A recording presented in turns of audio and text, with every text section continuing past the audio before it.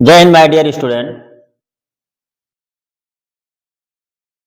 In this video, I am going to talk about Mendel's law.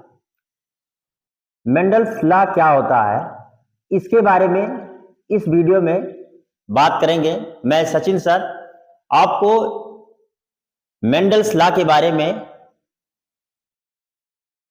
बहुत छोटी छोटी concepts को दे करके आपको समझाऊंगा, जिससे आपको मेंडल्स ने जो मोनोहाइब्रिड क्रॉस और डाई हाइब्रिड क्रॉस, मतलब एक संकर संकरण और दो संकर संकरण कराने के बाद में जो उन्होंने जिस निष्कर्ष पे निकले और उन्होंने उस निष्कर्ष को बुक में लिखा, उसी को मेंडल्स लॉ कहा जाता है। एक्चुअली मेंडल्स लॉ कुछ नहीं होता है, ये मेंडल जी का एक एक्सपेरिमेंट था और उस एक्सपेरिमेंट का रिजल्ट से, निष्कर्ष से उन्होंने उस चीज को लिखा। लेकिन बहुत से लोग इसे मेंडल्स लॉ बोलते हैं, तो हम लोग भी मेंडल्स लॉ के हिसाब से चलेंगे, मेंडल्स लॉ ही कहेंगे। उसके बारे में अध्ययन करना है। फर्स्ट ऑफ ऑल, ऐसे बहुत से बच्चे होते हैं जो ये सोचते हैं कि अभी तो बहुत समय है, 1.5 महीने है, 2 महीने है बोर्ड एग्जाम के लिए, अभी अपन बहुत कुछ कर सकते हैं। बट याद रखना कि जो टाइम एक बार चली जाती है वो दोबारा वापस नहीं आती है। ये चीज बताने की जरूरत नहीं है, ये आपको बहुत अच्छे से पता है। जो बच्चे ये सोचते हैं कि वो लगता है कि वो 2 दिन में 3 दिन में अच्छे से प्रिपरेशन कर लेंगे बोर्ड एग्जाम से पहले और अपना परफॉर्मेंस बेटर करेंगे बोर्ड एग्जाम में, तो शायद वो कुछ भूल रहे हैं। उन बच्चों के लिए मैं कुछ कोटेशन यहाँ पे, मोटिवेशन 2 लाइन का। जीत लो हर लम्हा, जीत लो हर लम्हा बीत जाने से पहले। जीत लो हर लम्हा बीत जाने से पहले, लौट कर यादें आती हैं वक्त नहीं। लौट कर यादें आती हैं वक्त नहीं, मतलब आप इस समय पे अगर आपको लगता है कि आप आराम करें और बोर्ड एग्जाम की प्रिपरेशन ना करें, बोर्ड एग्जाम की प्रिपरेशन से 2 दिन पहले अगर आप अच्छा परफॉर्मेंस करेंगे पढ़ करके, तो ये शायद बहुत गलत विचार है आपका। आप लोग अभी से संकल्प करें और अभी से बोर्ड एग्जाम के प्रिपरेशन के लिए लगें। आज हमारा जो टॉपिक है मेंडल्स का प्रिंसिपल, यानी मेंडल्स के सिद्धांत, इन पे हम बात करेंगे। बट उनसे पहले मैं कुछ क्वेश्चंस आपसे पुटअप करना चाहता हूं। आप हमें यह बताइए कि मेंडल्स ने 7 जीन जो चूज किए थे, वो 7 जीन को ही चूज क्यों किए थे? इन 7 जीन्स को चूज करने का एक विशेष कारण था, एक विशेष कारण है, उसके बारे में बात किया जाएगा। उसके बाद में आप हमें यह बताएंगे कि मोनोहाइब्रिड क्रॉस में जब बात करते हैं कि मोनोहाइब्रिड क्रॉस जब मेंडल जी ने किया, तो मोनोहाइब्रिड क्रॉस करने के बाद में कभी क्या आपने ऐसा सोचा कि जो मोनोहाइब्रिड वो करते थे उनका फिनोटाइप क्यों हमेशा 3:1 आता था? क्या आपने ऐसा कभी सोचा? मेंडल जी ने जब मोनोहाइब्रिड क्रॉस किया तो उसका जीनोटाइप जो आया, वो जीनोटाइप सभी का क्यों 1:2:1 आता था? चाहे आप मेंडल्स के किसी भी 7 जीन्स में से किसी भी जीन्स का पिकअप करिए, आप किसी भी जीन्स को पिकअप करिए और उसका क्रॉस कराइए मोनोहाइब्रिड में, सबका जो रिजल्ट आएगा मोनोहाइब्रिड का वो सेम आएगा। 3:1 फिनोटाइपिकली और 1:2:1 जीनोटाइपिकली रेशियो आएगा। इसका रीजन क्या है? तो इसका रीजन बहुत सिंपल सा है कि आप देखते हैं कि 3:1 यानी F2 पीढ़ी में 3:1 आया था, F2 पीढ़ी में। तो इसके पीछे लॉजिक क्या था? F2 पीढ़ी में आपको पता है कि कैपिटल T और capital T small t capital T small T और स्मॉल टी, यही प्रोजनी बने थे, यही संतान यानी पौधे बने थे। आपको पता है कि ये तो खैर लंबा बनाता है, बट आप यहां पे देख रहे हैं, यहां पे जो एलील्स है कैपिटल टी, ये कैपिटल टी अपना लक्षण प्रदर्शित करता है और स्मॉल टी को अपना लक्षण प्रदर्शित नहीं करने देता है, अपना लक्षण प्रदर्शित नहीं करने देता। इससे आपको क्या समझ में आता है कि यहां पे जो डोमिनेंट और रिसेसिव रिलेशनशिप है वो स्टेब्लिश हो रही है। मतलब क्या है कि प्रभावी लक्षण, प्रभावी वाला जीन अप्रभावी वाले जीन को सप्रेस कर रहा, हाइड कर रहा है, उसके क्वालिटी को एक्सप्रेस होने नहीं दे रहा है। इसी को मेंडल जी ने जब उन्होंने देखा कि जब हेट्रोजाइगस कंडीशन में एक जीन्स के दो एलील्स, एक जीन के दो एलील्स, ये कैपिटल टी ही है, इसके दो एलील्स है कैपिटल टी स्मॉल टी। जब एक जीन के दो एलील्स एक साथ में प्रेजेंट होते हैं, यानी आप ऐसे कह सकते हो हेट्रोजाइगस कंडीशंस में या हाइब्रिड में या विषम युग्मी में, तो वहां पे जो डोमिनेंट होता है वो अपना एक्सप्रेशन शो करता है। इसी को मेंडल जी ने प्रभाविता का नियम कहा, लॉ ऑफ डोमिनेंस। इसी के कारण लॉ ऑफ डोमिनेंस के कारण यहां पे आप देख रहे हैं, लॉ ऑफ डोमिनेंस के कारण ही यहां पे जो रेशियो 3:1 आया था, ये रेशियो आया था। अगर लॉ ऑफ डोमिनेंस मेंडल जी नहीं समझ पाते उस समय पे, तो ये रेशियो उनको नहीं मिलता, लेकिन ये रेशियो मिला, इससे उन्हें ये पता चला कि ये लॉ ऑफ डोमिनेंस शो कर रहे हैं, इसलिए ये रेशियो आ रहे हैं, क्योंकि कैपिटल टी स्मॉल टी पे डोमिनेंट है, प्रभावी है। ये जो जीनोटाइप 1:2:1 क्यों आ रहा है, इसके पीछे का लॉजिक क्या है? तो इसके पीछे का लॉजिक बहुत सा सिंपल सा है कि गेमीट के फॉर्मेशंस के समय मान लीजिए मैं विषम युग्मी लेकर चल रहा हूं, कैपिटल टी और स्मॉल टी। गेमीट के फॉर्मेशंस के समय ये दोनों एलील सेपरेट हो जाते हैं, अलग अलग हो जाते हैं, और ये एक दूसरे को अफेक्ट नहीं करते हैं, जब ये दोनों अलग अलग हो जाते हैं, ये एक दूसरे में मिश्रित नहीं होते हैं, मिक्सचर नहीं होते हैं, तो इसी को उन्होंने क्या कहा कि लॉ ऑफ सेग्रीगेशन। इसी को मेंडल जी ने लॉ ऑफ सेग्रीगेशन कहा। और लॉ ऑफ सेग्रीगेशन ये कंसेप्ट जहां पे गेमीट्स का फॉर्मेशन होता है, जहां पे क्रोमोसोम्स गेमीट में युग्मक में आधे आते हैं, यानी एक जीन्स के दो एलील्स रहते हैं एक जीनोटाइप में, वो आधा चले आते हैं गेमीट्स में और आधे चले जाते हैं दूसरे गेमीट्स में। इसी को लॉ ऑफ सेग्रीगेशन कहा गया। उन्होंने देखा कि सभी जितने भी हैं ये मिक्सचर नहीं होते हैं, जब इनका गेमीट बनता है तो ये इनके जो एलील्स है, कारक हैं, वो अलग अलग हो जाते हैं, तो इसी को उन्होंने लॉ ऑफ सेग्रीगेशन कहा। फिर उन्होंने, अच्छा आप ये बताइए कि जैसे डाई हाइब्रिड क्रॉस आपने किया, डाई हाइब्रिड क्रॉस करने के बाद में आपको पता है कि F2 जनरेशन में आपको क्या रिजल्ट मिला। फिनोटिपिकली अगर देखा जाए तो फिनोटाइप क्या था, 9:3:1, ये रेशियो थी। इसका सेम ही कंडीशन था। ऐसा क्यों आया? इसका भी एक ही कंडीशन था कि यहां पे डोमिनेंट यानी कैपिटल आर डोमिनेंट था स्मॉल आर के ऊपर, और आपको बताया गया ये चीज, और कैपिटल वाई डोमिनेंट था स्मॉल वाई के ऊपर। इसके कारण से ये रिजल्ट यहां पे मिला। दूसरी बात, जीनोटाइप 1:2:1:2:4 4:2:1 2:1। ये जीनोटाइप क्यों आया? तो जीनोटाइप ये इसलिए आया क्योंकि आपको पता है कि गैमीट फॉर्मेशंस के समय एलील का सेग्रीगेशन हो जाता है, एलील सेग्रीगेट हो जाता है।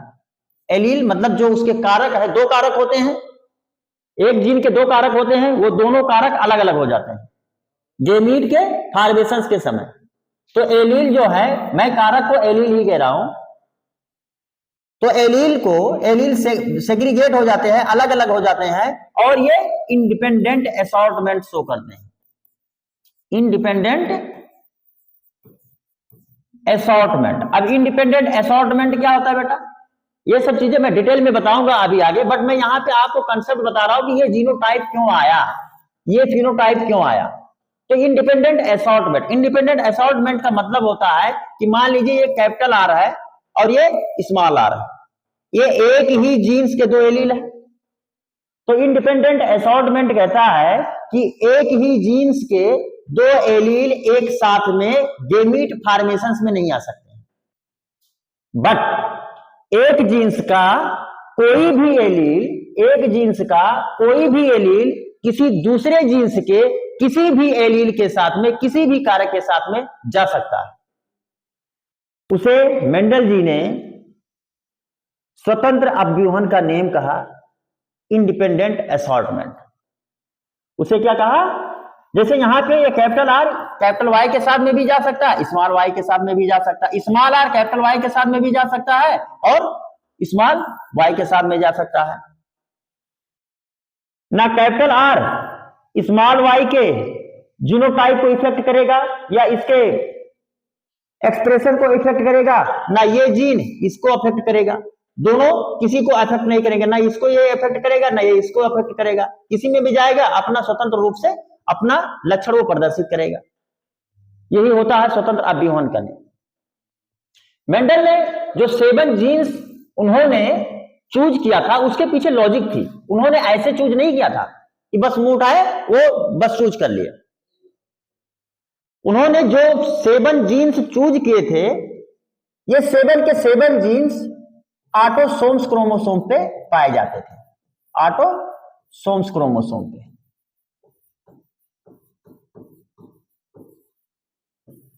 कौन से क्रोमोसोम्स में ये सातों के सातों जीन पाए जाते थे? ऑटोसोम्स। क्रोमोसोम्स आपको पता है दो प्रकार का होता है, ऑटोसोम्स और एलोसोम्स। एलोसोम्स को मतलब सेक्स क्रोमोसोम्स। तो सेक्स क्रोमोसोम को छोड़ दीजिए, ये कहां पे पाए जाते थे? Autosomes chromosomes. लिंग क्रोमोसोम से नहीं पाए जाते थे, तो ऑटोसोम्स में पाए जाते थे। दूसरा रीजन, ये 7 के सातों जीन्स, ये 7 के 7 genes dominant and recessive relationship show करते हैं, रिसेसिव रिलेशनशिप शो करते हैं। रिसेसिव, डोमिनेंट और रिसेसिव रिलेशनशिप शो करने का मतलब क्या है? कि कोई भी जीन रहे, अगर वो कैपिटल आर जैसे मान लीजिए स्मॉल आर है, तो ये हमेशा कैपिटल आर ही अपने लक्षण को प्रदर्शित करेगा। ये स्मॉल आर अपने लक्षण को प्रदर्शित नहीं कर पाएगा। और ये वाली फीचर्स, ये वाली लक्षण जो ये इस जीन में है, ये 7 के सातों जीन में थे। 7 के सातों जीन इसी प्रकार से, इसी प्रक्रिया के द्वारा कार्य करते थे। तो हेटेरोजाइगस में जो प्रभावी लक्षण रहेगा वही शो करेगा, जो अप्रभावी लक्षण रहेगा वो शो नहीं करेगा। दूसरी बात में, ये 7 के सातों जीन्स जो यहां पे मेंडल जी ने लिया था, ये इंडिपेंडेंट असॉर्टमेंट शो करते थे। इंडिपेंडेंट असॉर्टमेंट, इंडिपेंडेंट असॉर्टमेंट, ये इंडिपेंडेंट असॉर्टमेंट भी शो करते थे। इनमें किसी भी प्रकार की कोई लिंकेज, नो लिंकेज, इनके नो लिंकेज। इनके जो जीन थे, जैसे मान लीजिए यहां पे कैपिटल आर, कैपिटल वाई है, ये दो जीन्स, तो ये जीन्स और ये जीन्स एक दूसरे से अटैच नहीं थे, ये दोनों एक दूसरे से अटैच नहीं है। कि ये दोनों एक साथ में, किसी में जाएंगे तो एक साथ में जाएंगे, किसी में जाएंगे तो एक साथ में नहीं जाएंगे, ऐसा कोई कंडीशन नहीं था। ये स्वतंत्र रूप से किसी भी कॉम्बिनेशन में जा सकता है, ये भी स्वतंत्र रूप से किसी के साथ में जा सकता है ये जीन्स। इसी को स्वतंत्र अव्यूहन का नेम यानी लॉ ऑफ इंडिपेंडेंट असॉर्टमेंट। तो ये छोटा सा इंट्रोडक्शन था। अब चलते हैं हम लोग अपने टॉपिक की ओर। बट याद रखना है, it's very important for class 10th and 12th board exam. ये क्लास 10th और 12th दोनों बच्चों के लिए बहुत ही इंपॉर्टेंट टॉपिक्स है। और 10th वाले बच्चों के लिए बोर्ड एग्जाम के लिए यूपी बोर्ड या बिहार बोर्ड या झारखंड बोर्ड, इन बच्चों के लिए तो बेहद इंपॉर्टेंट है, क्योंकि यहां से क्वेश्चंस उन्हें हर बार देखने को मिलता है। मैं आशा करता हूं कि आप लोग पढ़ते होंगे। तो खैर चलिए अब बात करते हैं कि मेंडल जी ने जो अपना एक्सपेरिमेंट किया था, जिसको लोग नियम बोलते हैं, लॉ बोलते हैं, उन्होंने अपने एक्सपेरिमेंट से 3 निष्कर्ष निकाले थे और उसी को मेंडल्स का 3 लॉ कहा जाता है। तो उन्होंने क्या ला दिया था उसके बारे में बात करते हैं। मेंडल जी ने 3 नियम दिए जो निम्न है, आप देख रहे हैं। पहला नियम जो उन्होंने दिया प्रभावता का नियम, लॉ ऑफ डोमिनेंस। दूसरा नियम दिया कारकों के पृथक्करण यानी एलील का सेग्रीगेशन या युग्मकों की शुद्धता का नियम, इसको युग्मकों का शुद्धता का नियम भी कहते हैं। इसी को इंग्लिश में लॉ ऑफ सेग्रीगेशन बोलते हैं या law of purity of gametes कहते हैं। तीसरा जो उन्होंने नियम दिया उसे स्वतंत्र अव्यूहन का नियम कहते हैं, law of independent assortment, law of independent assortment. अब हम क्या करेंगे, अब एक एक करके इन तीनों लॉ के बारे में हम पढ़ेंगे, एक एक करके इन तीनों लॉ के बारे में पढ़ेंगे। जो कि अभी पिछला मैंने आपको बताया कि जो मेंडल ने एक्सपेरिमेंट करके मोनोहाइब्रिड, एक संकर संकरण, 2 संकर संकरण का प्रयोग करके जो उन्होंने निष्कर्ष निकाला, उसी को अपने लॉ के रूप में उन्होंने प्रस्तुत किया, नियम के रूप में, जो उसे मेंडल्स का लॉ कहा जाने लगा। अब फर्स्ट जो प्रभावता का नियम है, इसके बारे में हम स्टडी करते हैं। एक्चुअली प्रभावता का नियम कहता क्या है, पहले इसके बारे में जान लेते हैं। तो मैंने आपको बताया कि जब हेटेरोजाइगस कंडीशंस होगा, विषम युग्मी वाली कंडीशंस होगी, तो उसमें जो प्रभावी लक्षण होगा वही केवल अपना लक्षण प्रदर्शित कर पाएगा। यही परिभावता का नियम है, यही लॉ ऑफ डोमिनेंस है। इसी को लॉ ऑफ डोमिनेंस कहते हैं। इसी बात को मेंडल जी ने लॉ ऑफ डोमिनेंस कहा और यही मेंडल का प्रथम नियम कहा गया। पहला नियम प्रभावता का नियम मेंडल जी का यही है, जो बाद में चल करके डिस्कार्ड हुआ, इसको नहीं एक्सेप्ट किया गया, क्योंकि इसके बहुत से रीजन है, अभी मैं आपको बताऊंगा। बट आप पहले इसके जान लेते हैं कि प्रभावता का नियम है क्या चीज, इसके कुछ डिफिनेशंस जो आपको बोर्ड एग्जाम में लिखना है। जब एक जोड़ा विप्रियासी लक्षणों को धारण करने वाले दो शुद्ध जनकों में परस्पर संकरण कराया जाता है, तो उनकी संतानों में दोनों विरोधी लक्षणों में से केवल एक प्रभावी लक्षण प्रदर्शित होता है और दूसरा अप्रभावी लक्षण व्यक्ति नहीं होता है। यहां पे थोड़ा इसको एरर हो गया है, व्यक्ति नहीं होता यानी प्रदर्शित नहीं होता है। अर्थात कहने का मतलब क्या है, प्रभावता का नियम कहना क्या चाहता है कि एक जीन के 2 एलील, एक जीन मतलब जैसे मान लीजिए कैपिटल T, तो ये कारक हो गया, ये क्या हो गया कारक, मैं इसी को जीन बोल रहा हूं। इस कैपिटल T के 2 जीन होते हैं, 2 एलील होते हैं, एक कैपिटल T एक स्मॉल t, इसको भी कारक बोलते हैं। ये कारक इकाई है।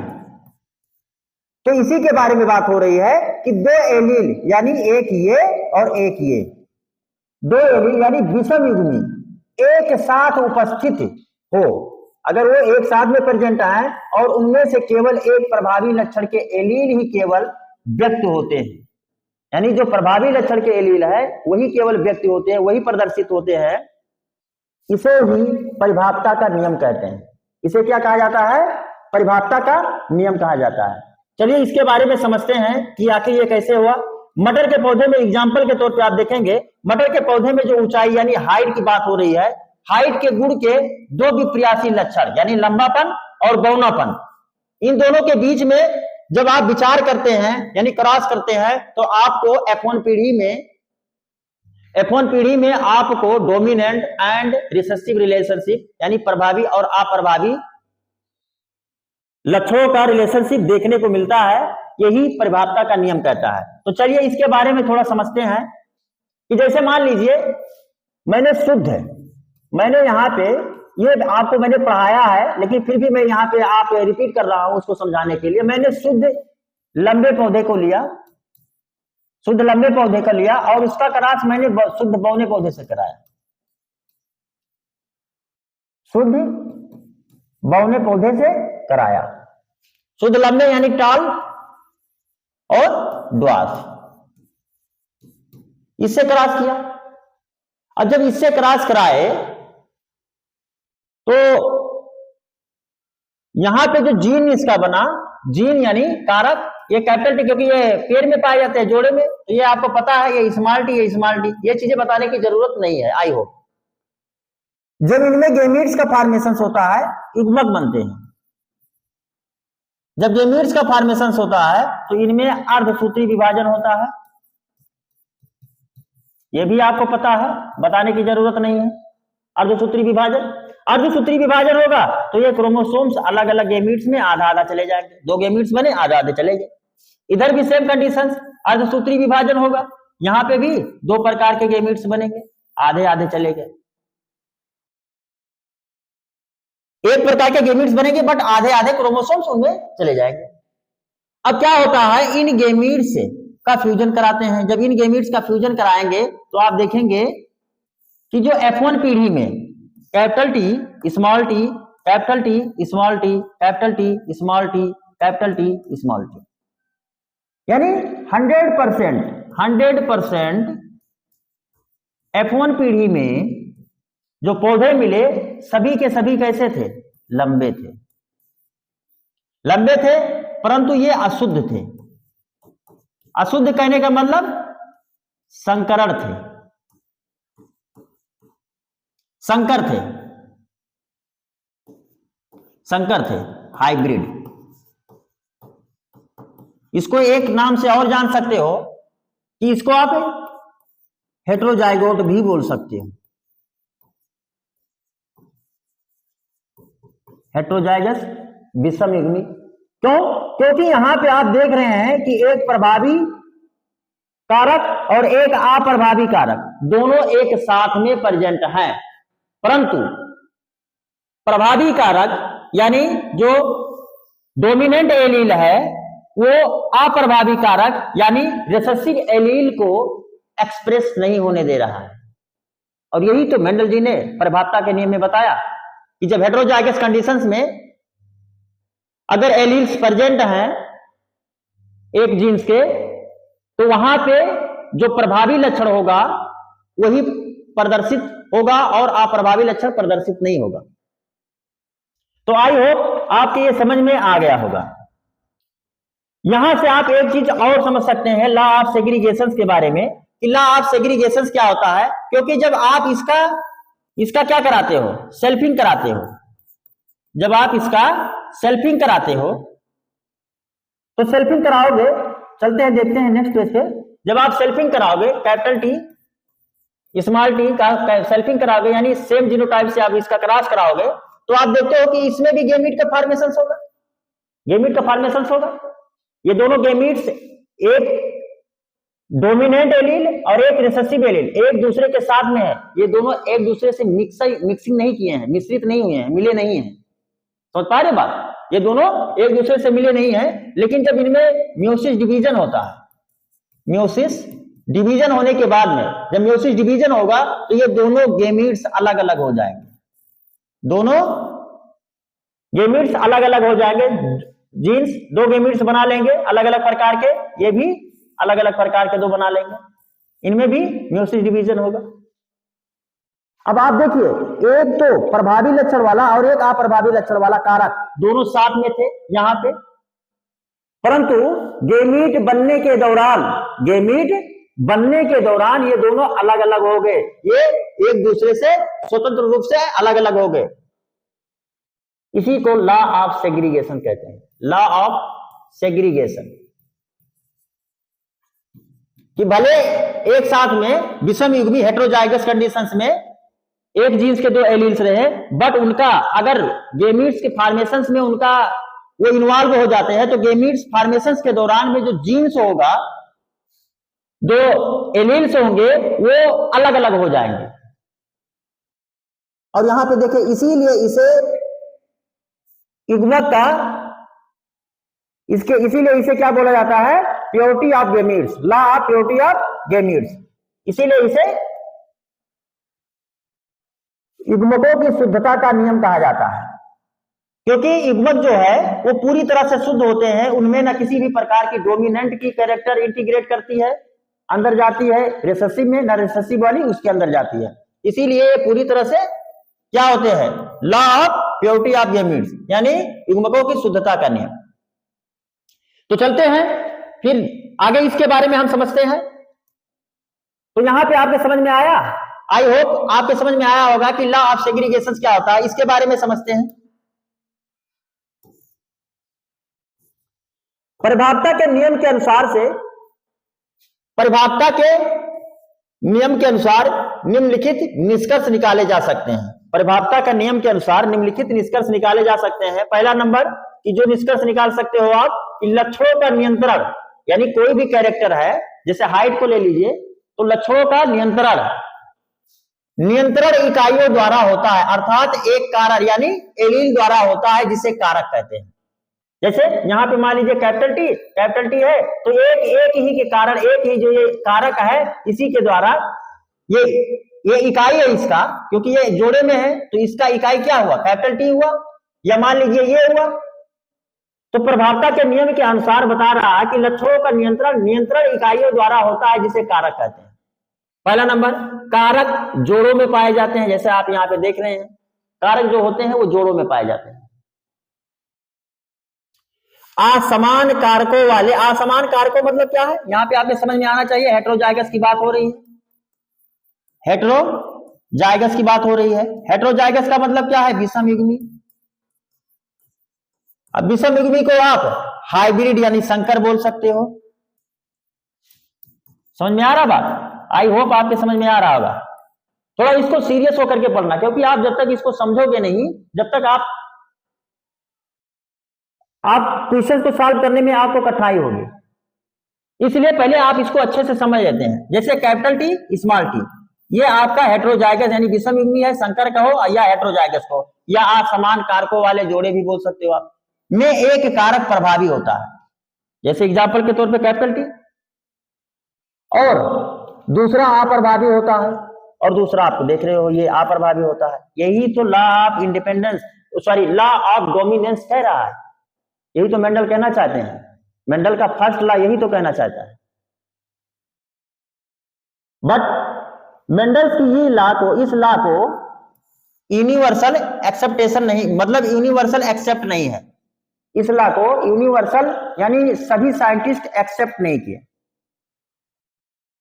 क्योंकि मेंडल कह रहे हैं कि जब हेटेरोजाइगस कंडीशंस में होता है, तो उसमें से जो एक प्रभावी जीन्स होता है, केवल वही अपना लक्षण प्रदर्शित करता है। बट कुछ ऐसे केस हैं जहां पे प्रभावी और अप्रभावी लक्षण दोनों मिलके एक इंटरमीडिएट लक्षण प्रदर्शित करते हैं, जिसको आप इनकम्प्लीट डोमिनेंस बोलते हो, यानी अपूर्ण प्रभावता का नियम। ये एग्जाम्पल आप मिराबिलिस जलापा में लेंगे, जिसको 4 o'clock बोलते हैं। 4 o'clock प्लांट, ये प्लांट है। आप स्वान प्लांट्स का एग्जाम्पल ले सकते हैं। इनके लाल पुष्प और व्हाइट पुष्प के बीच में अगर क्रॉस कराया जाता है, तो जो F1 पीढ़ी में इनका जो संतान उत्पन्न होता है वो पिंक कलर का होता है, ना लाल होता है ना व्हाइट होता है। तो इससे आपको क्या पता चला, जबकि इनका क्या कह रहा है कि F1 पीढ़ी में वही केवल प्रदर्शित होंगे, जो डोमिनेंट होंगे, जो प्रभावी लक्षण होंगे। यहाँ पे रेड तो प्रभावी है, प्रभावी लाल बनना चाहिए, बट बन रहा है पिंक, यानी व्हाइट भी कॉम्बिनेशन कर रहा है, उसमें कुछ अपना कंट्रीब्यूशन दे रहा है, जीन को उसमें मिक्स कर रहा है। तो इस लॉ को एक्सेप्ट नहीं किया गया, इस लॉ को काट दिया गया। दूसरा एग्जांपल आप समझ सकते हैं, इसको जो काटा गया है मतलब एक्सेप्ट नहीं इस लॉ को किया गया है, उसके हिसाब से भी जैसे आप देखते होंगे ह्यूमन में ब्लड ग्रुप AB, ये तो कोडोमिनेंस का केस है, तो यहां पे भी इसके हिसाब से ये नियम गलत है। तो अब चलते हैं, ये इसीलिए इस नियम को फर्स्ट नियम ना कह करके फर्स्ट नियम कहा गया है लॉ ऑफ सेग्रीगेशन को, क्योंकि आप देखते हैं कि गेमीट के फॉर्मेशंस के दौरान, गेमीट के फॉर्मेशंस के दौरान किसी भी प्रकार का कोई भी हेटेरोजाइगस हो, विषम युग्मी हो, उसके गेमीट सेपरेट हो जाते हैं, अलग अलग हो जाते हैं। इसी को बोला जाता है लॉ ऑफ सेग्रीगेशन। और लॉ ऑफ सेग्रीगेशन आज के समय पे मेंडल के फर्स्ट लॉ के रूप में एक्सेप्ट किया जाता है, जो कि यूनिवर्सल एक्सेप्टेड है, जो कि पूरी साइंटिफिक कम्युनिटी इस चीज को मानती है। तो चलते हैं फिर, आज तक अभी तक यही तक आप पढ़ेंगे, और आप फर्स्ट लॉ के बारे में कुछ समझ में आया होगा, लॉ ऑफ डोमिनेंस के बारे में, प्रभावता के नियम के बारे में। अब जो मैं नेक्स्ट लेक्चर लेकर के आऊंगा, नेक्स्ट वीडियो में आपको मैं बताऊंगा पृथक्करण के नियम के बारे में, कि पृथक्करण नियम एक्चुअली है क्या चीज, इसके बारे में हम बात करेंगे। और आप लोग अपने घर पे अच्छे से पढ़िए, इस चीज को माइंड में रखिए, और आपका बोर्ड एग्जाम आ गया है, थोड़ा आप लोग अवेयर हो जाइए, और स्टडी जितना आप स्टडी करेंगे उतना ही आपको बेनिफिट मिलेगा, जितना आप प्रैक्टिस करेंगे उतना ही ज्यादा आपको एग्जाम में बेनिफिट मिलेगा और बेस्ट परफॉर्मेंस कर पाएंगे। और इस बात को मत बोलिए कि जीत लो हर लम्हा बीत जाने से पहले, जीत लो हर लम्हा बीत जाने से पहले, लौट कर यादें आती है वक्त नहीं। अगर आप इस समय पे आराम कर रहे हैं, इंजॉय कर रहे हैं, सोच रहे हैं कि 2 दिन के अंदर हम अपना पूरा सिलेबस कवर कर लेंगे, पढ़ के हम पास हो जाएंगे, तो मुझे लगता है कि कुछ आप गलत कर रहे हैं, जो आपको नहीं करना चाहिए। इस वीडियो में आपने सीखा कि फर्स्ट लॉ मेंडल का प्रभावता का नियम क्या कहता है। प्रभावता के नियम के अनुसार आपने सब कुछ जो भी चीजें थी उसको समझाया मैंने, और मैंने आपको यह भी बताया कि जब मेंडल्स ने मोनो हाइब्रिड क्रॉस और डाई हाइब्रिड क्रॉस किया तो उनके जो रेशियो थे वो एग्जैक्ट सभी जीन्स का जब वो क्रॉस करा रहे थे तो सेम क्यों आ रहे थे, उनका जीनोटाइप सेम क्यों आ रहा था, इसके पीछे का भी रीजन मैंने आपको बताया। और जो रीजन मैंने बताया उसी को मेंडल जी ने उठा करके क्या बोल दिया, लॉ बोल दिया। यही लॉ है, यही नियम है। बट आप ये जानिए कि उन्होंने एक्चुअली कोई लॉ नहीं दिया था, उन्होंने केवल एक्सपेरिमेंट किया था, और उसी एक्सपेरिमेंट के निष्कर्ष को उन्होंने सभी लोग लॉ बोल दिए। नेक्स्ट वीडियो में होगी हमारी, इस वीडियो को यहीं पे एंड करते हैं, और आप लोग जुड़े रहिए स्कॉलर विद शिवाकांत, ये आपका यूट्यूब चैनल है, जितना आप सपोर्ट करेंगे आपको बेस्ट से बेस्ट कंटेंट मिलेगा। और यहाँ पे हर टीचर्स आपको अपने तरफ से पूरी कोशिश करेंगे कि अच्छे से अच्छा कंटेंट आपको डिलीवर कर दिया जाए। तो मैं आज यहीं पे अपना ये वीडियो स्टॉप करता हूं, और फिर मिलते हैं नेक्स्ट वीडियो में। जय हिंद, टेक केयर, कीप प्रैक्टिसिंग।